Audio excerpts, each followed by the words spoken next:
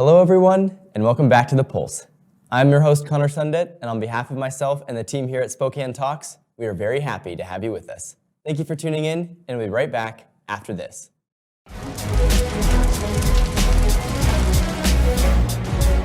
This is Bloomsday in Spokane. We got about 40 firefighters and their friends and family handing out 40,000 cups of water as the day goes by. It's a very good opportunity to see the public and support them and help them out and cheer them on during Bloomsday. It's one of the best things about Spokane is that we have these major events and the whole community comes together not just to participate, but to volunteer and show that they really care about our city and making our city look great. This type of an event really is emblematic of Spokane because so many people get involved. We have 50,000 people probably running this race. Always has been a very huge event. Right now we're at the corner of Broadway and Nettleton. It's the last water station before the finish, so people are pretty much dehydrated by the time they get to us. They really need our water. The water stations are a vital part, especially on warm days like today. It's real important that we have the volunteers to help with that. Without the volunteers, Bloomsday wouldn't exist. All up and down the course, there are people that are involved in this celebration. It really is a celebration of what Spokane's all about.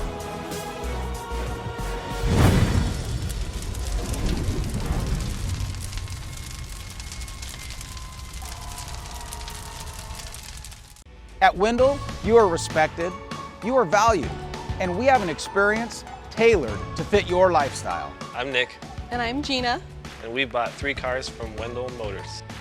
Throughout the day, I just kind of would get updates, texts, phone calls, and I was actually really impressed with how my wife was taken care of.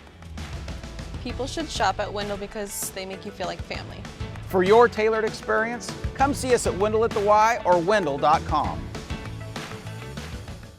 What happens when you pay your ABC membership? We're glad you asked. We educate the future workforce. We keep you safe. Negotiate the best insurance rates. Organize networking events. Implement 401k programs. To keep our members open shop. Offer discounts to make you profitable. Each path to success is different. But they all start and go through ABC. We are ABC, Associated Builders and Contractors of the Inland Pacific. Where all the best builders and contractors locally unite. When building a home or considering a major remodel, who are you going to choose? The Spokane Home Builders Association is an organization that works to elevate professionalism in the residential construction industry. We promote, protect, and educate for our community, building our community one home at a time. We are the Spokane Home Builders Association. What's up, Spokane? I'm your host, Connor Sundet, here to keep you up to date on all things in our wonderful city. First, tonight is opening night at the Spokane Civic Theater of The Play That Goes Wrong. The show is a comedy where basically everything goes wrong, including an unconscious leading lady, a corpse that can't play dead, and actors who trip over everything. The cast and crew stumble their way to the curtain call in a series of disastrous events.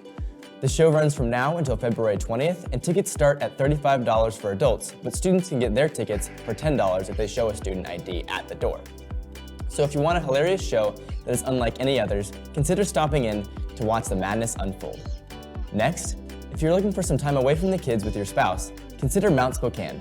Each Friday through February, the mountain hosts Club Shred, a 3-hour block of time where you can drop your kids and hit the slopes. From 5 to 8 p.m., your kids can take part in ski lessons with instructors and learn how to ski. The event fosters a much-needed date for mom and dad and teaches the kids something fun. And that's what's up, Spokane. Thank you for tuning in, and we'll be right back after this.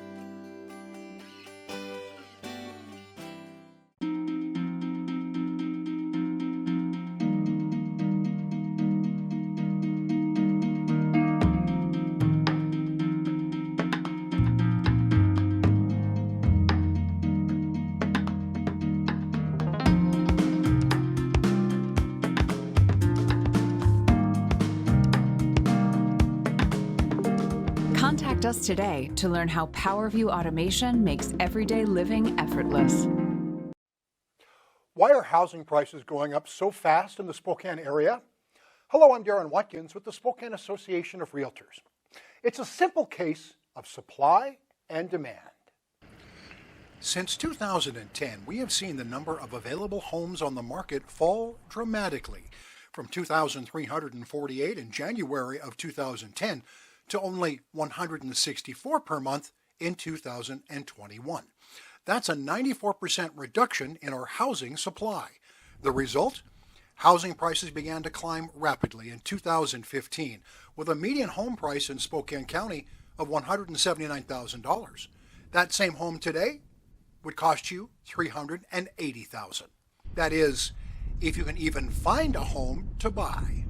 For the last, I'd say at least 10 to 15 years, I think we've been underbuilding. We've seen this crisis coming, and nothing's being done to fix it.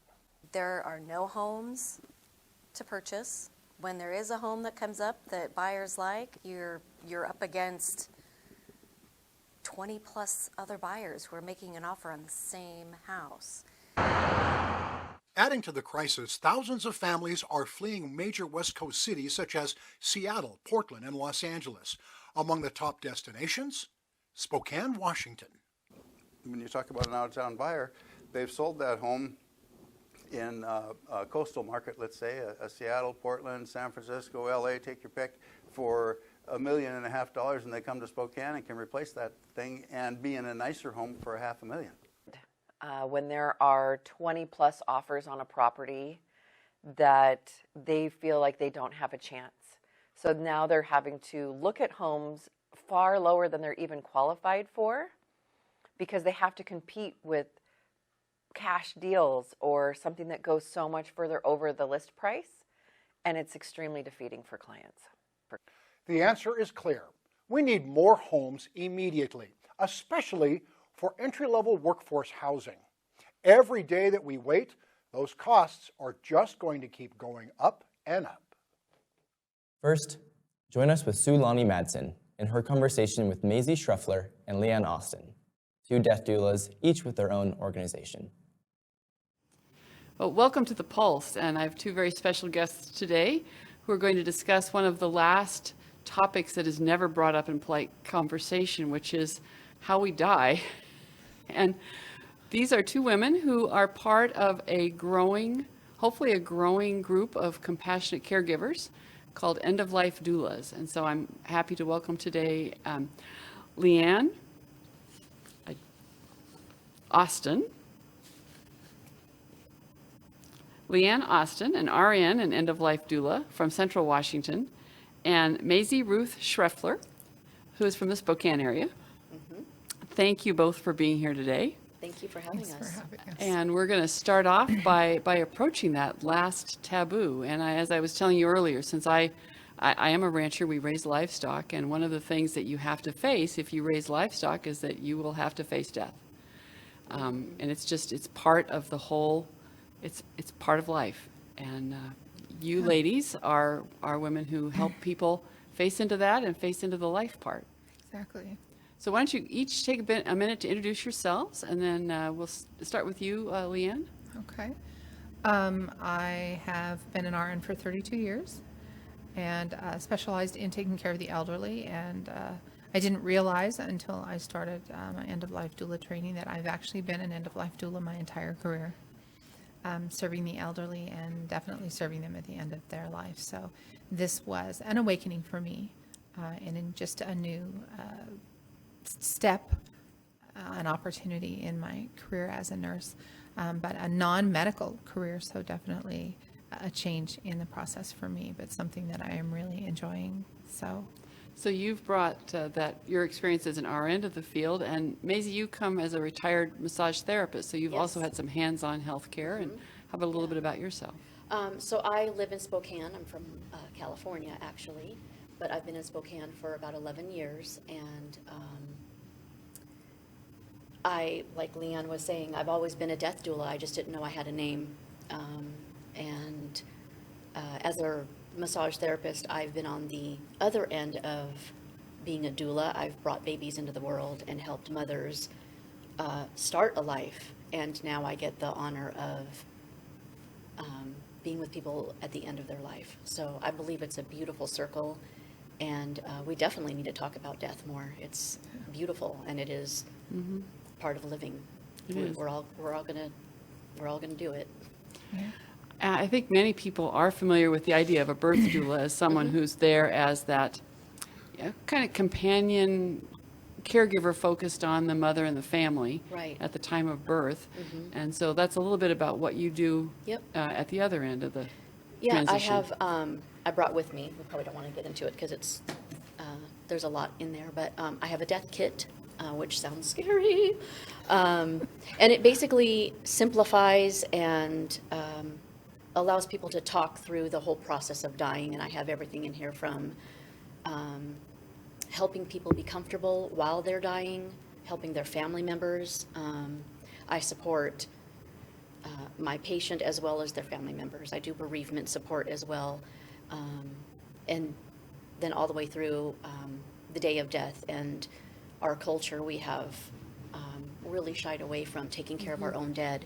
And I am trying to bring that back to, I guess, popular culture of taking care of our own dead. And so I have everything for a family to either watch me take care of their loved one instead of sending them off to a morgue, or participate with me in bathing and dressing and having a vigil. And I just think it's so important that we get back to our roots, and it's what we've done many, many years ago, and I'd like to see it back on the forefront of our life spectrum, I guess. Right, and so many people will talk about wanting to see a good death as being at home.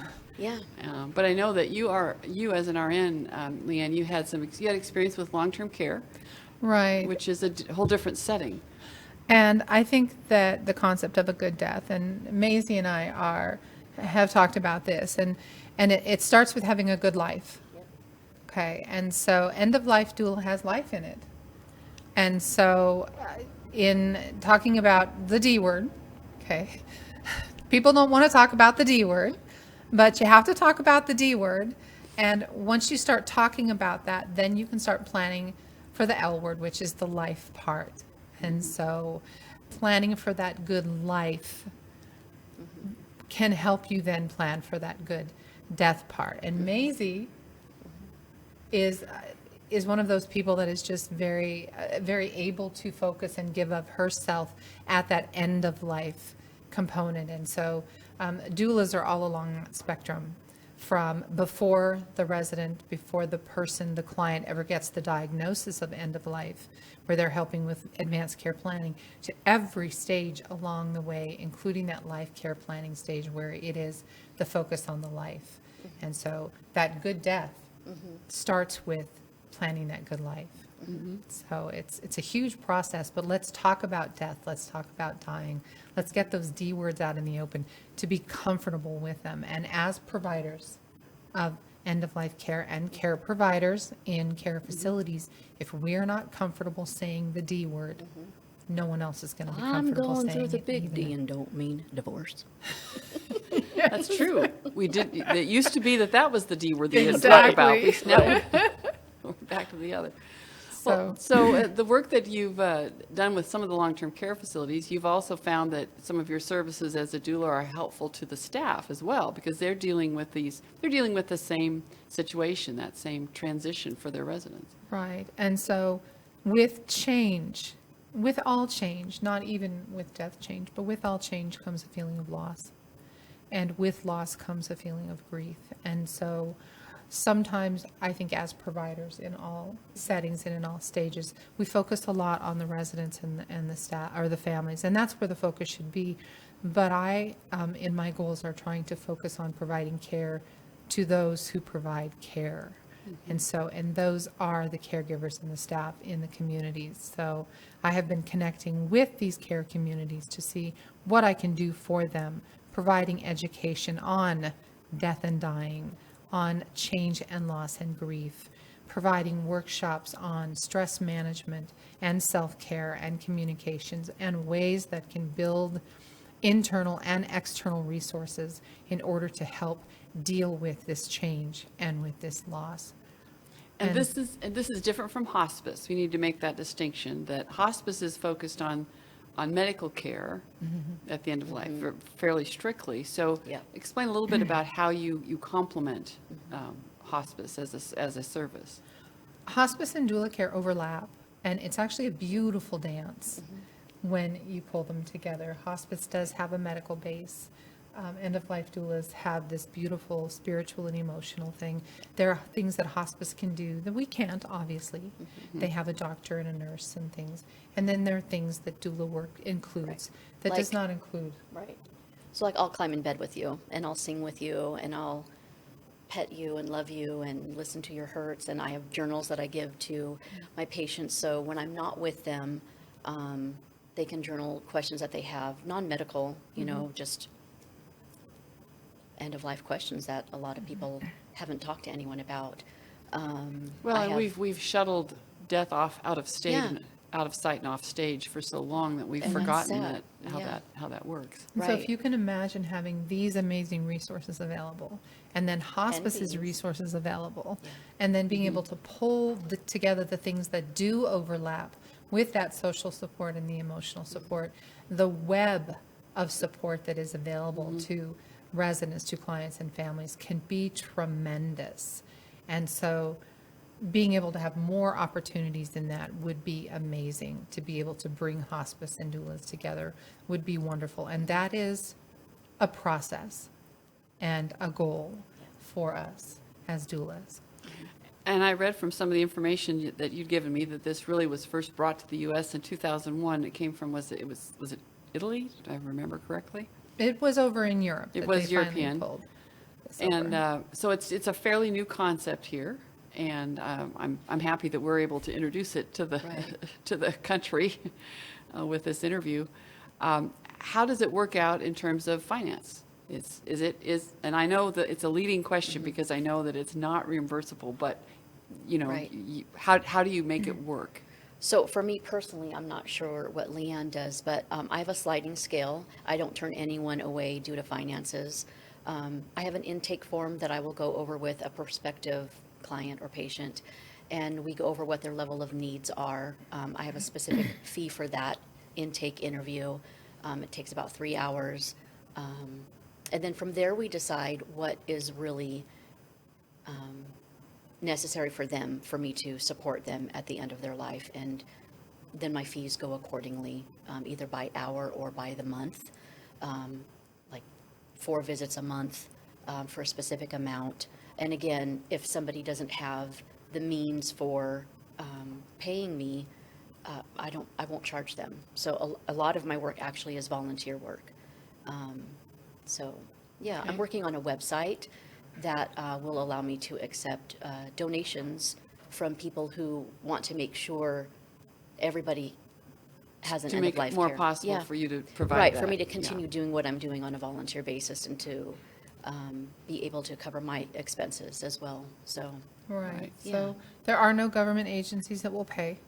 So everything is private pay. If you work directly with an agency, that agency can hire you and pay you. Right now, primary participation with hospice is volunteer. Hospices can call you and say, hey, would you be willing to volunteer with a specific client? They can make referrals to doulas and say, hey, give a card to a client and say you might, if you need some extra support. There are doulas who won't work with a client unless they're affiliated with a hospice, so that doula can refer to hospice. I have recently spoken to a hospice in Boise who hired a doula to work for them. Oh, as part of their is team. As a part of their team. That is rare, though, in Washington and Idaho. I've only encountered Although a it couple seems of... to make sense, really, that you have somebody on the hospice team who has the focus of a doula. It does, however, because there is no way to bill for them, that does come out of hospice funds. And there is a limit to the funds that are available for labor that Medicare or Medicaid provides. So they'll do a cost for the day, and then there is a labor portion of that cost. And so if that money goes to a doula, then of course it's not available for nursing services or caregiving services or... Well, I noticed in one of the studies in here that it mentioned a study of birth doulas and better outcomes for mothers, and that a study of the use of doulas at end of life in lower end of life costs. So it seems like there should be, besides certainly the spiritual and emotional case to be made, a financial case to be made if that if some further study goes into that. Mm-hmm. Because again, as we were talking before, it's the fear and the anxiety of the unknown Right. that causes people to make decisions that perhaps if they had better support. If they brought it up sooner, if it was If talked it about. came- right. Right, and I know that I've read this before, that some of those who are the most likely to make good decisions about not over-treating, are going to be doctors who know, nope, that's not going to, it's not going to take me where I need to be, so we're not doing that. But that's really hard for people. It's a really hard call for people to make, especially about a family member, unless they have, enough information, somebody who's on their side and walking through that with them. Right, and gently telling them the truth about, the medical field, unfortunately, I will say unfortunately these days, can keep people alive for a really long time, when if their natural process of dying had been talked about and planned, they wouldn't spend their last 6 months on tubes and on a breathing machine just to expire and not have closure and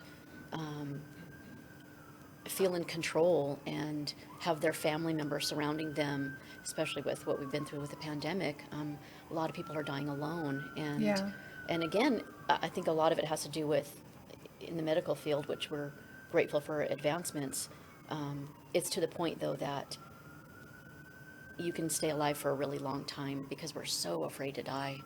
And your last few days are really spent unconscious and miserable to a degree, and your family members have to make decisions. And if it was talked about ahead of time, if there was someone that could, go in and say, listen, you have control. We can take care of your pain.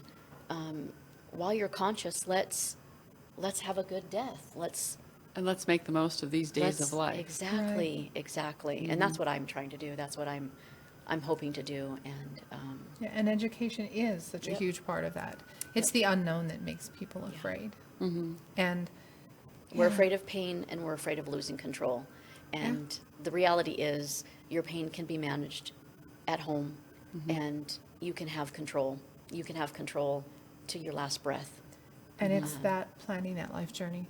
Yeah. It's knowing in advance the choices that you can have. Let's have a little talk about doulas death. Can come in at any time, and they can come in for families.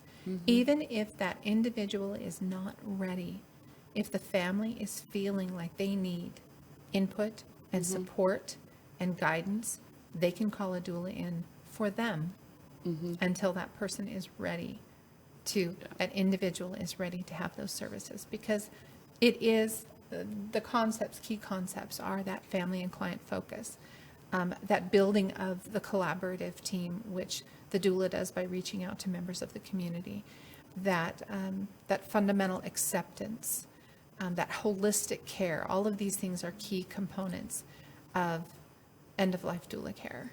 And so, I don't know, I just think it's an amazing concept and something that really drew me in after I had a really life-threatening situation happen to me, and I woke up on the other side and went, I need to do something different, and this found me as much as I found it. So, well, I think that you've made a good presentation of the whole concept. Thank you. Appreciate you being here today, and I want to give this last bit for you to each wrap up with. How would someone get a hold of you? And we will put contact information on a runner on the video. Great. But how would someone get a hold of you if they're looking for this kind of service? They can call me, and my number, you can run my number at the bottom of this. It's 509-720-9835. Or they can reach me by email, which is mortalbeloveds with an S at the end @gmail, and we can take it from there. So, and I have clients all over. My husband is a flight attendant, and I fly everywhere. I have clients in Nevada, Reno, Nevada. I've been everywhere. because you can do clients from a distance. Not all clients require on-site care. So you can reach me. It's a Spokane number, but I will travel well, just outside of some of that coaching and listening can certainly happen. Yep. by phone or by Yeah. Zoom. We've all gotten used Exactly. to using Yeah. all sorts of communication now. Yep. And I'm working on my website, like I said. I rubbed naked people for a living before I did this, so I don't know how to do technological stuff. Tech wasn't your thing, so No. yeah. And this is a new field and fairly young and very young in Washington. So okay, so that's how to get a hold of you. New and yet ancient. many Yes, you're right. years ago. Yeah, it's an It is ancient. ancient. There's Yeah. always been someone in every family or in every village that was We the take care person of that you Every called village, I love that, yes. to take care of those. Okay, well, my phone number as well, but I do have a website. It is wingedjourneydoula.com. The email address is the same, wingedjourneydoula@aol.com. You can run my phone number too, I don't care. As long as it doesn't pop up as spam, I'll answer it. I am in Central Washington. I have spoken with facilities in Idaho. I have talked to places in Seattle.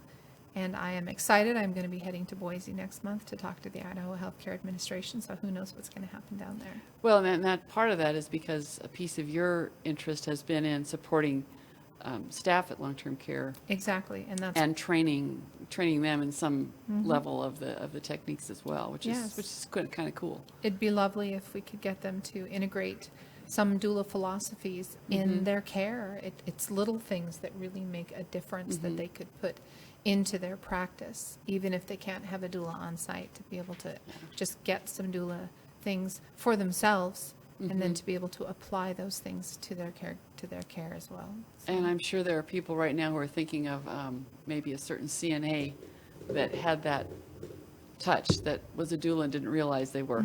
Yes. But has that touch. And to help people that are in crisis, to help you recognize the staff that are really struggling with their stress because of all of the changes. So please reach out. Okay. I'm here for you. You are both very accessible. Yes. And we have now broken the taboo. Yes. And it is okay Talk about the D word. It's okay to talk about the D word. Thank you for coming in today and for letting us hear your story about what an end-of-life doula is and what value they can add to a life. Thank you for having me. Okay. Thank you so much for having us. Thank you. This is Dave Reynolds with Source Real Estate. Our secret is our 1% listing fee. All the services, marketing, photography, and more for a 1% listing fee, saving you thousands. May the source be with you. 999-8878 and visit sourcerealestate.com. I was homeless, cow chopping, dealing drugs. I was a meth user and almost died from sepsis. My grandparents told me about the Union Gospel Mission. I was pretty skeptical, but I was also desperate. At UGM, I found my identity. Today, I have a job, my first apartment, and I have a really big passion to give back. Real change is possible. Union Gospel Mission.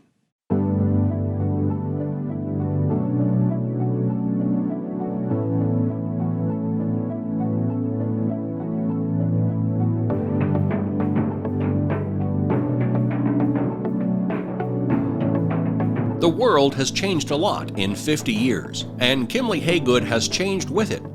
We still provide our customers with the highest level of service, whether it's financing, construction management, property management and maintenance, leasing, or sales.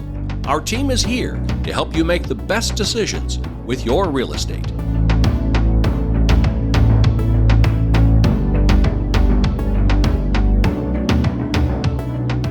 What? You haven't been to the library lately? Stop in today and see that the library is more than books. Spokane County Library District facilities feature on-site technology, including Wi-Fi, computers, and printers, as well as free use of meeting rooms. The Library District offers events and programs for all ages, from story times to career development and employer classes to Social Security workshops. Our staff is well trained and happy to help. Find out more about your library at scld.org. I was selling drugs. I was in and out of prisons. I didn't know how to read or write. I couldn't even read the sign at UGM that said, "Hope starts here." Union Gospel Mission taught me to trust people. I have a job from learning to read. I never thought that I would find a community that would support me like UGM does. I am so grateful to God. Real change is possible. Union Gospel Mission. Starting a digging project? Before you reach for the shovel, you must click callbeforeyoudig.org, alerting your local utility companies to come out and mark any lines they have near your dig site. Protect our buried utilities and click callbeforeyoudig.org. Next, here are some of the best moments from our special event, Beyond Politics. Beyond Politics is still available on YouTube and Facebook to view in case you missed the live stream. Take a look at some great quotes now. How do we get to that in a public forum, which is very similar in some ways to the internet, where people can kind of randomly come in the public comment period, say whatever they want, so you cut them off, and plant the seed of an idea in the minds of those who are viewing and in the council members who are present. The other question I have is, do you ever feel that any members of the city council are endangered by some of this social media trolling sort of activity? Sure, thanks for the questions, and thanks to everyone for being here. Every Monday night, it's my job to try to keep a civil discourse at City Council, whether it's an in-person meeting or online meetings. And so I struggle with that. But some of the principles that I feel have been most successful have been, one, to create space for everybody who wants to talk and make sure that they get a chance and that they feel heard and are respected and not dismissed because either a council member or even myself disagrees with them, that they really feel heard as a person. And I think a lot of the passion and their frustration that you see on the internet or you see sometimes in public protest is people not feeling heard and recognized or seen. So as facilitator of meetings, I try to do that best I can, not perfectly, but I think that goes a long way.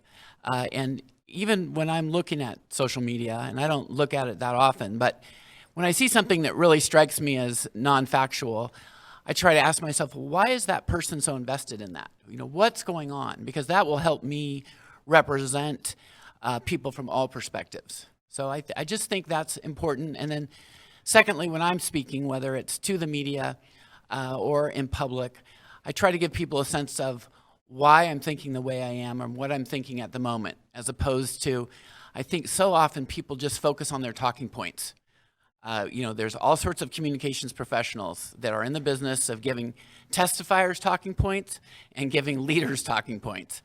And, there's a place for that. But I think people just want authentically, what are you thinking today and why? And I think that's important. As far as feeling in danger, definitely I talk to my council members.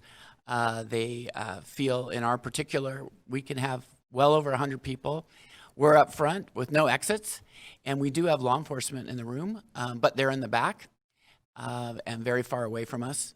And so they're always about those feelings. The issues that are have most remarkably and been most passionate have been protests at healthcare clinics and fluoride. Those have been the ones that have really moved people at City Council in the last couple of years. And I haven't felt in fear for myself, but I've had people in my front yard with bullhorns yelling at my kids on the front porch, and which, it's free speech, and I'm also a protector of free speech as a lawyer. But it's disturbing, and there's not the sense that people are seeing me as an individual or my family as just people in this community, and they've sort of taken it to another level, even if they have the right to do it. And so I try to do my best to de-escalate those conversations, but that's just part of being in the public eye. And I'm going to state the obvious. That's one of my superpowers. It is a complicated issue. There's not one lever you can pull that is going to fix this. Housing is important. Having enough housing is not going to fix this. It is an important step, and it's something we need to do, is to have more housing. But on top of the housing, we're struggling with mental health issues. We're struggling with drug addiction. We're struggling with co-occurring issues that people will have mental health issues, and they have to take a cocktail of drugs for their mental health issue. If they miss one dose in the middle of the day, it throws everything off. So it's easier for them to go to the drugs than it is to take a cocktail that has to be taken at the right time throughout the day. And then you have those with the drug issues who, in essence, rewire their brain, and now they have mental health issues. And you have a lack of treatment for those who have co-occurring issues. Typically, if you have someone with a mental health issue and you want to get their medication right, you need to get them off of illicit drugs. Otherwise, there's no sense on giving them medicine for their mental health issue. So treatment for those who have co-occurring issues is very challenging. I was in a meeting with former Governor Gregoire last week, and she was talking about San Diego, who had tremendous success in dealing with the homeless. It hasn't obviously completely gone away. It never will. But one of the things she shared was one of the females who'd been living on the street for quite some time, they were able to get her 4 walls, a roof, a nice facility to live in. She stayed there one night, but when she left that camp, her demons went with her. And she woke up the next day and those demons were still there, but her support group that's in that camp was not. So she went back to that camp because that's where her tribe was. So I think we absolutely need housing, but we also need treatment for those who have drug addiction issues, who have mental health issues. And then we need a response for those who just don't want to get better. There needs to be some level of accountability for a certain segment, not everybody, but a certain segment. Law enforcement really is designed to deal with that small segment of the population that is going to victimize the community at some capacity, right? So when something fails, family, school, personal ownership, when something fails, that's where law enforcement comes into this. The sheer quantity, though, that we're seeing out there is more than the capacity of law enforcement to meet that need. So it's just overwhelming out there, and what we deal with every single day is frustrated businesses who have people that are sleeping in their doorway and say some rude things to them in the morning when these employees are trying to get in. They show up every morning to fecal matter, to needles, to waste, to garbage. You have people that are walking around with machetes and bats in downtown. It's not illegal, but nobody wants to walk next to them, especially when they're in a crisis. So it's a complicated issue, and we're not going to fix it with just one lever. But we need to look at it truthfully, holistically. It's housing's good. We absolutely need that, but housing is not in and of itself going to solve this. One of the things I've asked is at what level, when we're getting these concerns, legitimate concerns from businesses, from visitors, from vacationers, at what level do we decide this? And I don't have an answer for you, but as a community, at what level do we say enough? This is the X number of times you've broken this window, you have stolen, you vehicle prowled, you burgled. At what point do we say, right now, we're done? There has to be that level of accountability as well. And I understand accountability is challenging when someone has a drug addiction or a mental health issue, but from a law enforcement perspective as well, we're dealing with a lot of the same folks. And it's not just housing, it's got to be a comprehensive approach. Well, I'm sorry I got you mixed up with your father. Everybody looks alike with a mask on at some point. Yeah, I'm a Ranger. And Ozzy, I'm not sure when you joined us, we've just been discussing a little bit in general, what are some things that, and how has the media atmosphere affected your life and how you see the community? Thank you very much. I got tied up at work, so I apologize for being a little late. The question you ask is about the media. I would have to 100% agree with what Denny just said about the media. They're no longer the conveyors of, here's the facts, ladies and gentlemen, you make up your own opinions. They are trying to set opinions now. It's to the point that I rarely will talk with the media anymore, because I find it, no matter what we say, how we say it, what I say is not going to be in those stories, and the 15 seconds worth of soundbite is not going to be in context to what the question was or what I even had to say. The media has a constitutional protection. Our founding fathers were very wise, and they knew that this republic had to have a free media, a free press. Well, with that great protection comes a great responsibility, and they have abandoned that. That's the reason, if you take a look at the polling, Gallup does a polling of industries in the United States every year. The media sits at the bottom next to Congress, and there's a reason for that. Listening to you talk about the media and the public's perception. I just happen to have a statistic here from the Pew Research Center. Just after the 26/11, they found that 64% of adults believe fake news stories cause a great deal of confusion, and 23% said they had actually shared a fabricated political story themselves, sometimes by mistake and sometimes intentionally. So you have a responsibility as the sheriff of Spokane County to communicate what the sheriff's department is doing. If you're not talking to the media, how are you getting your word out? And do you think if you're using social media, do you think that diminishes your credibility of your message? Actually, the social media aspect, as far as the sheriff's office, has done a lot of good in correcting the false news, if you will, the fake news. We take that on all the time. As a matter of fact, we're trying to, and I've had this thought for 10 years, I've just never had the manpower to do it. Dallas PD actually started their own news, and they would put it out to the people, and what they found was the media would just take their feeds and run it anyway. So that's what we're trying to do. We're trying to inform the public, and social media is a good outlet for us. The media does pick up on our social media presence, our YouTube presence. They do run stories on those, so we're still getting that out. But we're getting out the context, because what you read very much and what you hear in your media and your newspapers lacks context. And I've had this conversation with the media on multiple occasions. We had a reporter spend about 9 hours in totality on a story with us. At the end of the day, the headline was, "Sheriff wants to reduce training for law enforcement." When in fact, we wanted to correct training that's going on.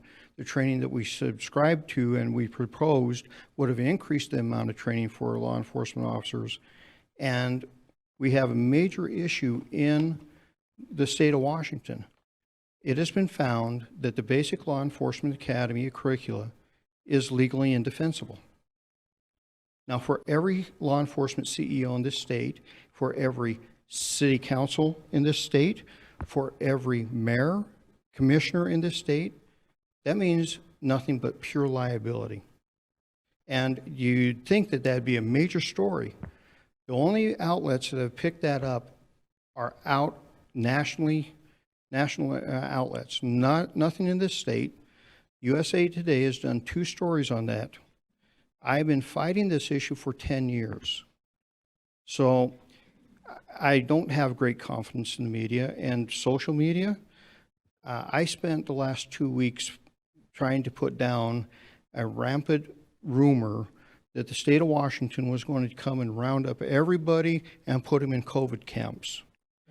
This is ridiculous, but you would be surprised the number of people, quite frankly, the number of your neighbors that believed that. That is the danger and the power of bad, fake social media, and it is the danger of poor reporting on the media's part that sparked the whole conversation.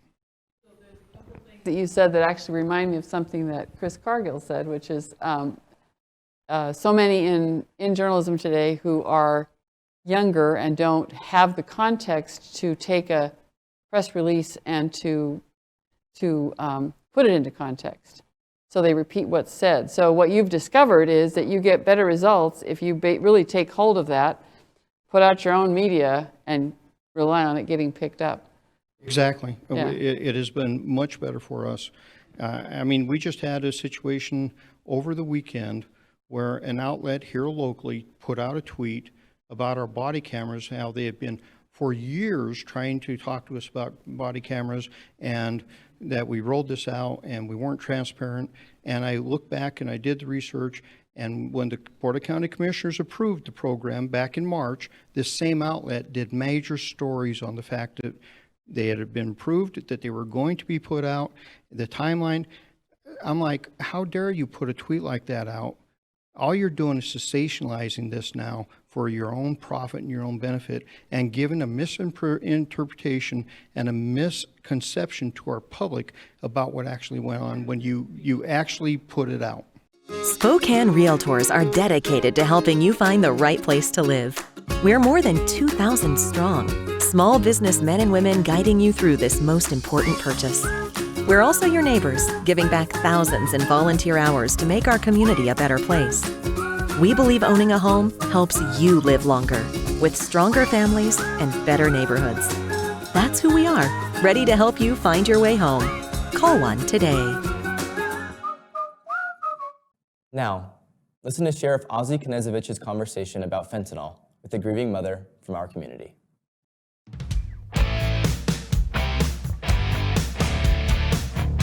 Sheriff Ozzie Knezevich talks with community leaders about issues in the public safety arena, sponsored by River Ridge Hardware.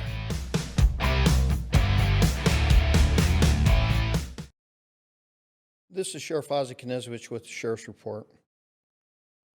Today we're going to have a conversation with a mother that lost a son to fentanyl. This is a conversation that is happening across the United States. This is a conversation that I've had for the last nearly 9 years dealing with the opioid issues facing our nation. Fentanyl is an insidious drug, a drug that is being pushed across our southern border in huge, huge quantities. The precursors come from China, and still our government doesn't seem to recognize that our nation is being flooded with this poison by foreign nations. We have to find a way to stop the influx of fentanyl across our borders and into the hands of our children.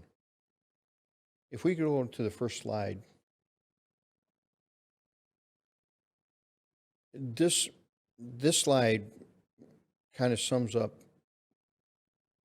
one of the things that my guest, the mother of the individual that lost their life, my guest, Molly Kane, when I was reading materials that she had sent for me to look at prior to doing this podcast, that sentiment is one that really struck me, because it is so true.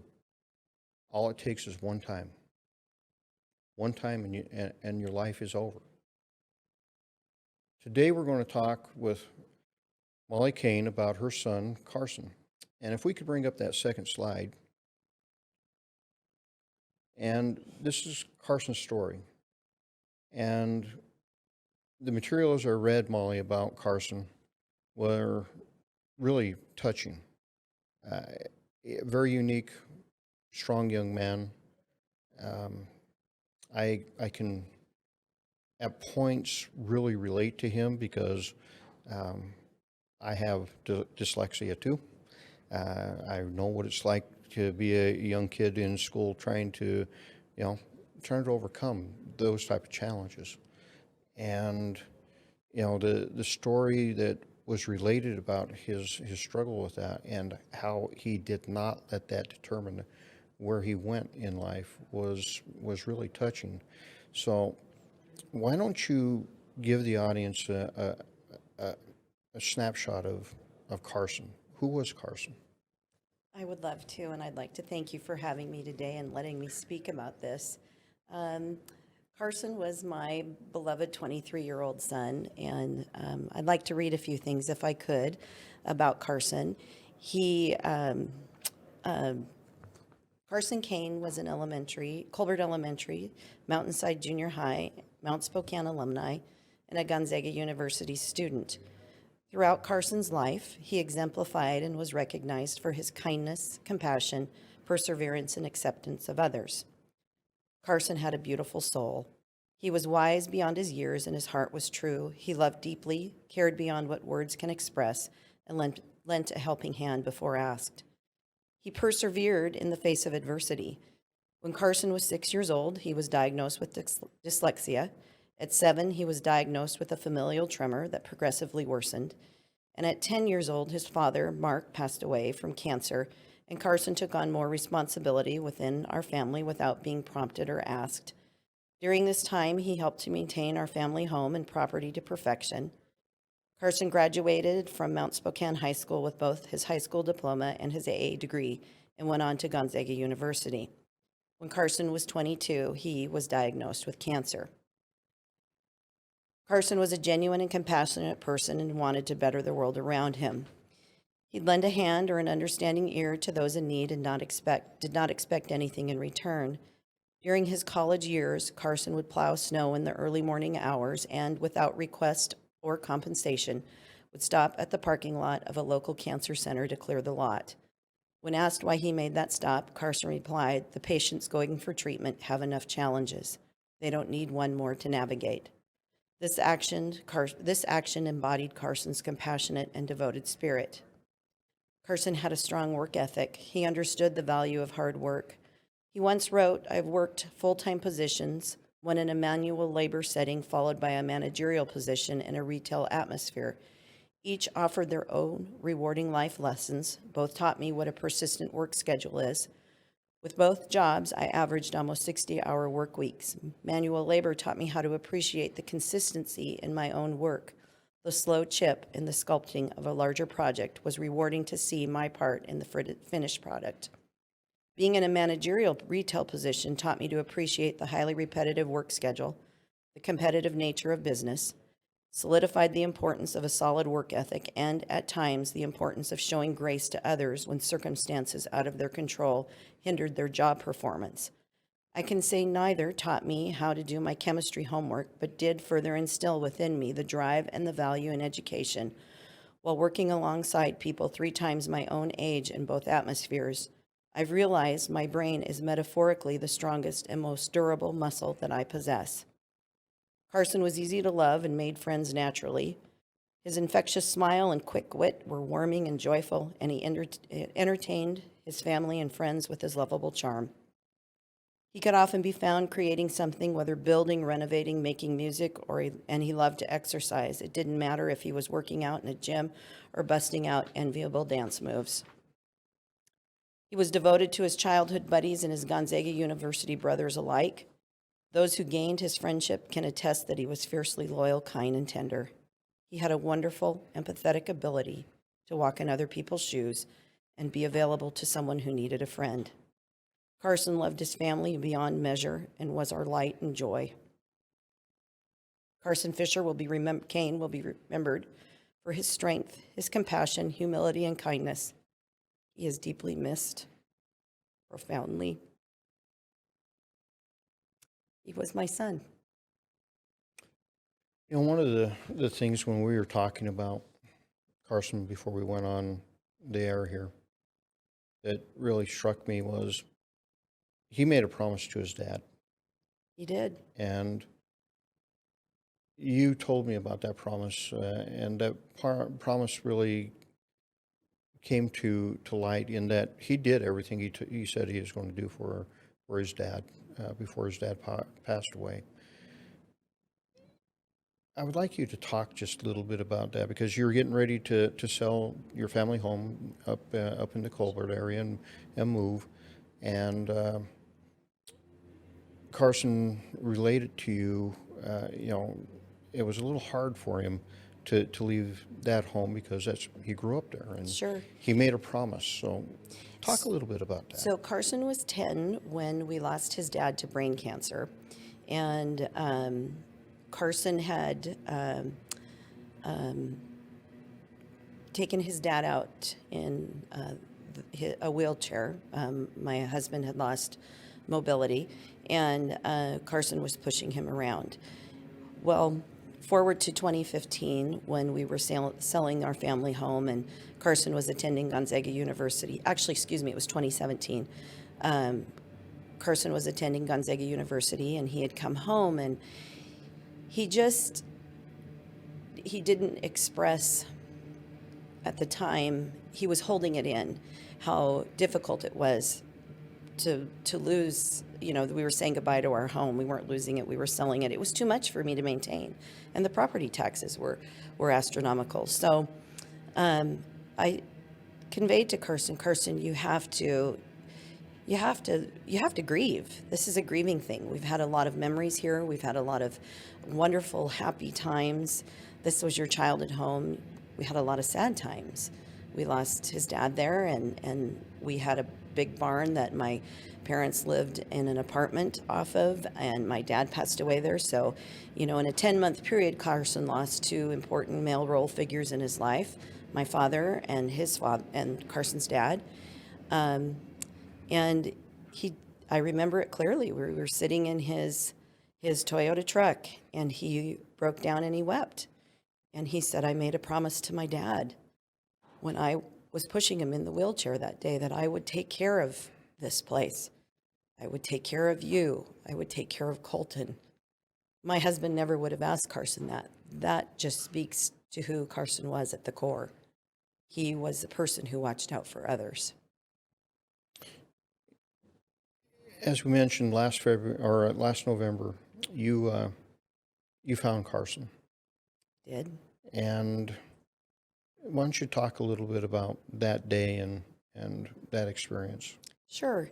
So it was the day after Thanksgiving, November 27th, 2020. Carson had come to my home for Thanksgiving dinner, and he brought a friend because his friend didn't have a place to go. And he said, Mom, can I bring my neighbor? Carson lived down in the GU district, and his neighbor was a woman in her 70s who wasn't able to be around her family, and he was concerned that he didn't want her to be by herself. And the two had befriended one another. My concern was because COVID at the time, I wanted to make sure that everyone was safe. So I had said to Carson, I don't think it's necessarily a good idea, but let's make her a plate. And he said, great, I want to take it to her. Before he came, he took flowers to her, he took flowers to my mother, and he brought me flowers. We had a nice meal. Carson was absolutely exhausted. He wasn't sleeping. He had anxiety, losing his father to cancer at 10 and then being diagnosed with a rare form of cancer, appendix cancer. There are only 1,000 cases in the United States a year. Weighed heavily on his mind, and he had some anxiety over that. He left and hugged me goodbye. I remember that hug so clearly. Told me he loved me and thanked me. At 9 o'clock that night, or 9:15, he sent me a text. Carson referred to me as babe. He sent me a text and said, thank you for dinner, babe. It was perfect. I'm so thankful for you. So thankful to have you as my mom and all you do for me. You are my angel. Well, the next morning, I texted him and he didn't respond. I had called later and he didn't respond. And I thought, that's kind of odd. Carson, sometimes he didn't always text, but that's weird he didn't pick up. So I thought, well, I'll drive down. I want to go see his dog. He has his dog Rudy, and I want to go, see what's going on there. And I drove to the house, and his pickup was there. And I walked to the door, and I heard his dog loudly barking. I went in, and his dog was yelping and very agitated. And I called for Carson, and there was no response. And I walked into his living room, and there he was on his living room floor, cold, gray, and hard. And I called 911, and that is a difficult call to make. I knew at that point that Carson was gone and that I couldn't save him. When the police came, there were quite many. I think there were about 10. They asked me a lot of questions, and then the detectives showed up, and then they had the paramedics came in, and I will never forget the paramedics looking at my son and saying, yeah, he's gone. There was no attempt to revive him. We knew he was gone. And when the detectives came, they asked me, did you give him mouth to mouth? And I said, no, I knew he was gone. they asked, did I go in his pockets? And at that time, it really bothered me. And I believe I believe they reiterated that question 2 or 3 times. Did you go in his pockets? And I said, did you think I was trying to rob my son? I had no idea, none whatsoever, what they were getting at. Anyway, it was a long process, and I couldn't watch as they carried my son away in a body bag.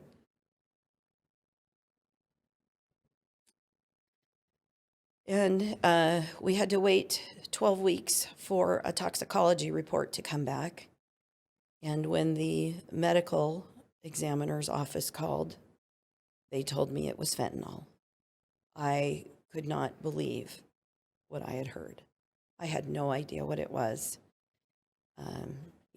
Someone had brought up, I wonder if he took something and it had fentanyl in it. So we know that Carson had taken Xanax and had been legally prescribed it at Gonzaga, which I have issues with, because I think, Sheriff, our first line of defense in many ways in dealing with things is to give us a pill. When I lost my husband, that was their first response was, do you want to go on an antidepressant? When I lost Carson, that was the first response. Do you want to go on an antidepressant? I think that that it's too easy for our children to get their hands on things. I think that they're prescribed things when they receive an injury, when their wisdom teeth are taken out. Can we take a pause? You can. Okay, can we take a pause, guys? Absolutely. Okay, I've lost my train of thought. Where would you like me to go next?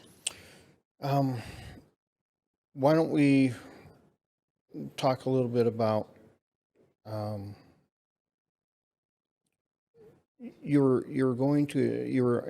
think you're on a good path. Let me help you take it to the next level.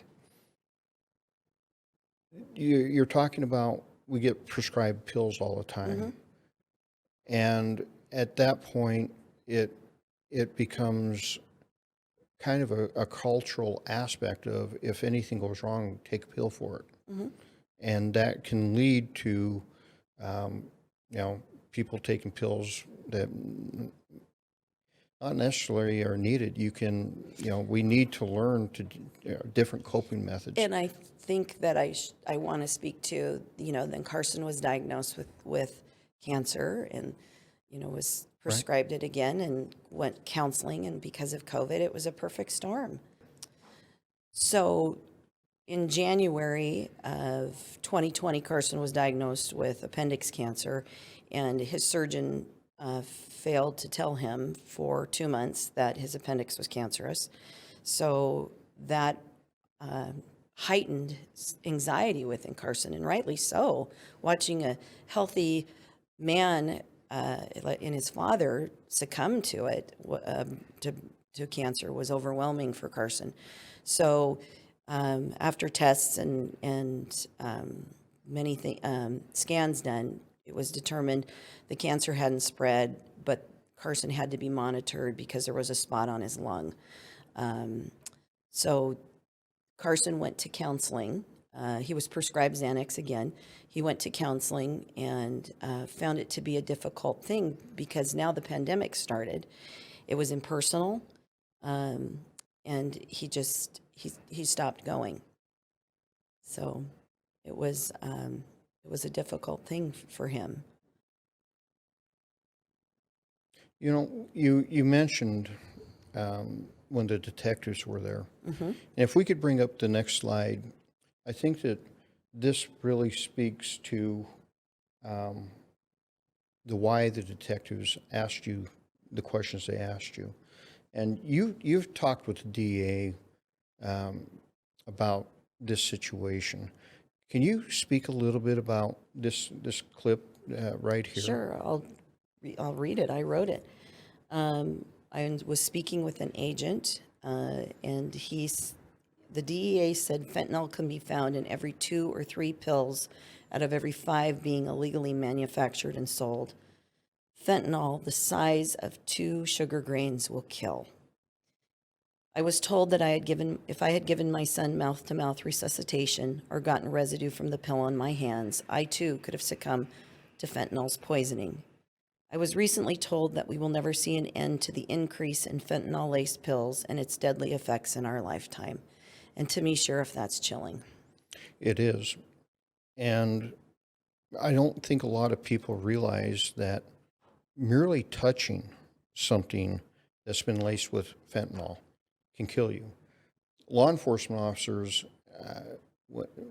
we're teaching our people that if it's a suspected drug, regardless of what it is, you glove up because you don't know. And there have been too many cases where simply touching a drug, law enforcement officer touching a drug that's been seized, that they have had to be revived and saved with Narcan. And this whole notion of this is to the point where we're never going to see an end of it, we have to work towards finding that end. And it is so easy for these kids, for anybody, an adult, kid, whatever, to get a hold of this stuff. And you mentioned to me that Carson attained this, a guy from Snapchat. And let's bring up that slide that's next, because Snapchat, I don't think a lot of parents realize, has become one of the biggest drug markets in our kids' lives. And not only drug markets, they're selling guns, they're selling vape pens, or they're selling all kinds of things on Snapchat. Trafficking. They're trafficking people on Snapchat. They are actually, rival gangs are sending messages back and forth. We're going to take somebody out. And you've had an interesting conversation with Snapchat concerning this. What was their response when you contacted them? Sure. If I can back up a little bit. So when Carson passed away, it was so, it was like we were in a fog because it didn't make sense to us. We had his phone and we didn't have a password to it, which I think that needs to be changed. And I will speak to that shortly. We held on to his phone, and after a couple weeks, 2 or 3 weeks, Carson started receiving Snapchats from an individual, and they were pictures of drugs. This continued on for 5 months, and we supplied that information to both the detectives and the DEA. The individual, a sting was done. The individual served 24 hours in jail for my son's death. And as I've said, well, I'm sentenced to a life of hell. I wrote to Snapchat because one of the things, Sheriff, that I found, I have 2 choices.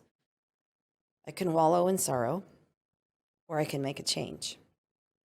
And I vowed I'm going to make a change. I will not, and I cannot sit back and watch another family be brought to their knees in sorrow like we have. I look at my students and I think, which one of you in 5, 6 years will succumb to this drug? So I did write to Snapchat, and their response was very methodical and well thought out. It was what I like to call kind of a pat response. A lot of platitudes, we're so sorry for your loss. And they, I'm deeply sorry for your loss. Please accept our most sincere condolences to you and your family. We are sadly aware of the soaring rates of drug deaths that have ravaged our country, particularly impacting our youth. We've spent the last year working with safety partners, parents and drug experts, and law enforcement organizations to understand how SNAP can help combat this growing crisis. Well, to that I would say, then why for 5 months did this individual continue to Snapchat drugs, not only to my son, but other people? My son was not friends with this individual. Had he been friends with him, this individual would have known that my son was deceased. So they went on to list all of the things that they have put in place. And I said, how many families will you have to write this to? How many more families? Then someone else came involved, and she said, I sent the pictures that the DEA had given us to Snapchat concerning my son's death. And we had, not only did we have the Snapchat records, we also had the Cash App payment. And what we were told, I'm kind of going off script here a little bit, I guess, Sheriff, is that cases such as Carson's are not, we cannot try those because our laws favor the dealers. And you're absolutely right. When we call these reforms, and we call them, we wrap these up in nice little platitudes and words, but what we have done is made it open season on the citizen, and we have given total anonymity and the ability to continue to victimize people, to the people that are committing crimes. You will never hear me say anything different. You are absolutely right. We had the evidence. We had the evidence, but that's what we were told, that our country favors the drug dealers.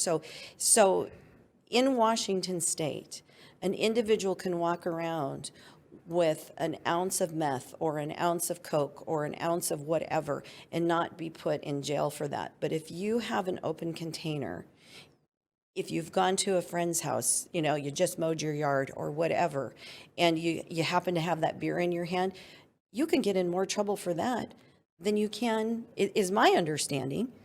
You're right. And to me, that just, it doesn't make sense. And nor does it. And, you know, we talked about that, and you talked about, you know, how do we overcome this? And the simplest answer to that is electing people to office has consequences. We need to be careful who we're electing to office. And the people that we've elected to office have decided to follow a philosophy that is criminal-centric, but not in the way that most people our age would think of criminal-centric, as in, you know, holding them accountable for what they've done, trying to find a way to stop their behavior and bring them back into society. And they've adopted a totally different philosophy of criminal-centric means justice for the criminal, not for the victim. And everything is centered on that criminal. So the way we fix this is we have to make sure that the people we're sending to represent us are crafting laws that care about the victims, that care about you, the mothers of the kids that are dying. So, Sheriff, I would say there is, I'd like to just add to that. There was a segment on NBC News where a father in California, his name is Jaime Porta, his 16-year-old son was killed by fentanyl. And he said that our children did not overdose. Our children were murdered. There is a gentleman out of Cleveland, Ohio, for 6 years. His son passed away in 2015, and I apologize, I can't remember his name. He has been trying to get fentanyl listed as a weapon of mass destruction. There have been so many pills that have been confiscated within the United States that can kill us many times over. And our PSAs, the public service announcements that I've heard concerning opioid use, it only speaks to opioid use. It doesn't speak to fentanyl. And we need to be screaming this from the top of our lungs. This is a one and done. Your child will be gone. Even if Carson had had someone there with him, Even if there had been the Narcan there was too much that was in that pill. And what the state attorney for Eastern Washington, at the time, Mr. Harrington told me, was how these pills are made. They're made very quickly. They're made to look like the drug. So to an untrained eye, it appears to be what they're getting, what they think that they're purchasing is a Xanax or because Carson thought he was purchasing Xanax. Thought he was purchasing because he didn't have his prescription. He was actually purchasing fentanyl, and that fentanyl ended up costing him his life. Correct. And the U.S. Attorney, former U.S. Attorney for Eastern Side, Mr. Harrington, is 100% correct. That is how they're crafted. And one of the things that I think that is really appalling is that it's hard to get Snapchat to change their way, because they told you basically, well, we rely on the community to turn these people in. Who's going to turn in their drug dealer? Exactly. And they know what's going on. They're making billions of dollars off of their product, and they know that this is going on, but they refuse to change their philosophies. At times, they're very difficult to work with as far as law enforcement, trying to work with them to solve these type of crimes. And you're here because you talked with Senator Murray's representative here locally. I did. Mr. Colton. And John got a hold of me and he said, Ozzie, I remember about 7 years ago when we were standing in a press conference talking about the effects of the opioid pandemic that's affecting us at that time. And you said, and he said, I'll never forget it. You said, John, if you think this is bad, wait till fentanyl gets here. Because that was the early dawning years of fentanyl. And it's here. And fentanyl is going to overshadow the opioid issue. Fentanyl is going to overshadow it in major ways. Over 100,000 people a year are dying from fentanyl. You stated it very succinctly and correctly. There are so many pills being flooded into this country that it can kill this country multiple times over. Correct. And we still aren't taking the actions needed to hold those accountable for bringing that into our country, for where we refuse to take the measures that it's going to take to stop the flow of those drugs into our country. If we go to the next slide, because I really, just for our audience, you sent me a lot of material to look at before we did the podcast, and I took snippets of the things I really thought really touched the heart of this, and really touched the heart of what you want to convey to people. And this is the last slide, and this is something that I put in there simply because I have heard this from so many parents. I've talked to so many parents about this issue, so many parents that have lost kids. I've talked to parents ranging from, trying to reach out and do something, to parents that are very, very angry because the system failed them. And the system did fail them. The system didn't protect their children. The system didn't protect their kids from these drug dealers, and quite frankly, at times from themselves. One father was like, Sheriff, if they would have just arrested my daughter, put her in jail, got her some help, she may still be alive. But we don't do that. We're not holding people accountable for their actions, either at the criminal level or people that are associated with the drug level. Carson's case is totally different. He bought what he thought was a prescription drug online one time, and it cost him his life. There are so many people I talk to that my kid went to a party. They've never taken anything like that, and it killed them one time. And you made it very clear, parents, please reach out to your kids. So I am an educator, and friends have asked me. I don't do social media because I feel that if I want you to know about my life, I'll tell you in person. I don't feel the need to share things online. So I'm a very private person, I guess you could say. But my friends have asked, please write something so we can post it. And I did write something. And I said, I'll just kind of read a few things.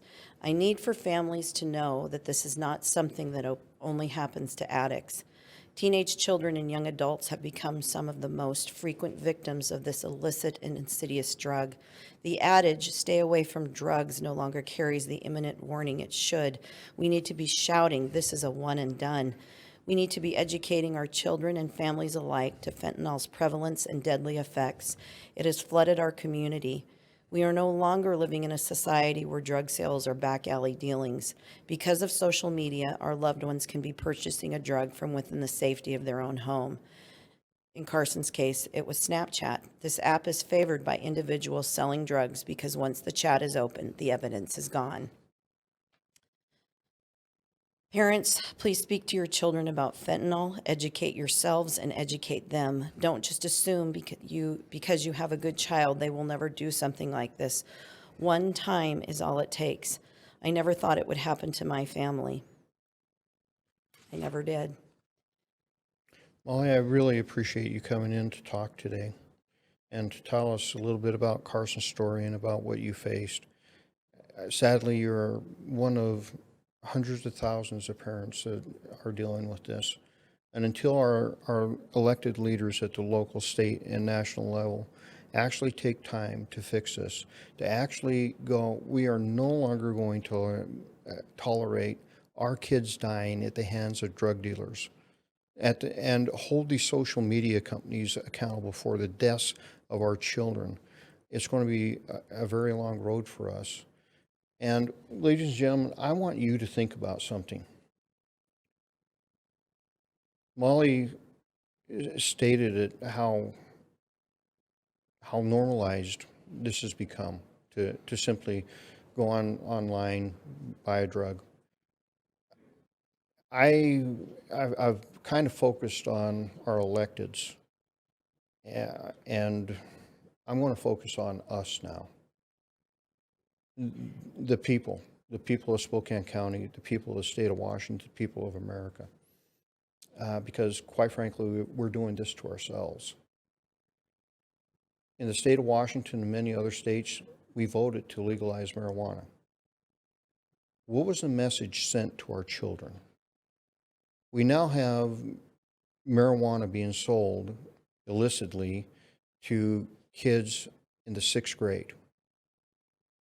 And when you talk to these kids and you try to explain to them the damaging effects that drug has on their young minds, they're going, how can this be? You legalized it. It's legal. It must be safe. We did this to ourselves.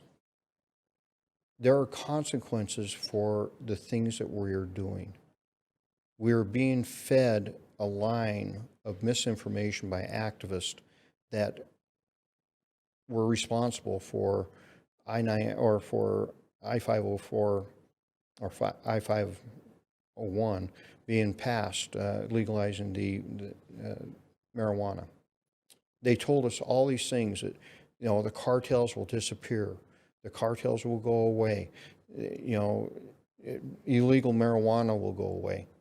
Well, if you've been paying attention to the media, all you see is state after state after state complaining that they're losing revenue to the cartels and to illegal marijuana outlets. They're upset because they're losing tax dollars, but they don't care about the lives they're losing in their children. It was all a lie. We all knew that you legalize this, none of this goes away because I can grow marijuana, I can sell it to your kids cheaper than you can go down to the marijuana shop and buy it. Think about what we're doing to our children. Think about what we're doing to our society. Drug addiction is nothing new to America. In the early 1900s and late 1800s, we knew we had a problem. About 50% of America was addicted. There were reasons we passed laws we passed at those times. Now we're repeating history. But this time, our children are dying because of it. Just something to think about, folks. All things have consequences. This is Sheriff Ozzie Knezovich. Have a good day. Well, ladies and gentlemen, that's all from us. Tune in each Friday for more of The Pulse. We hope to see you soon, and until then, feel free to binge all of our content on YouTube or Facebook. Stay safe, and goodbye for now.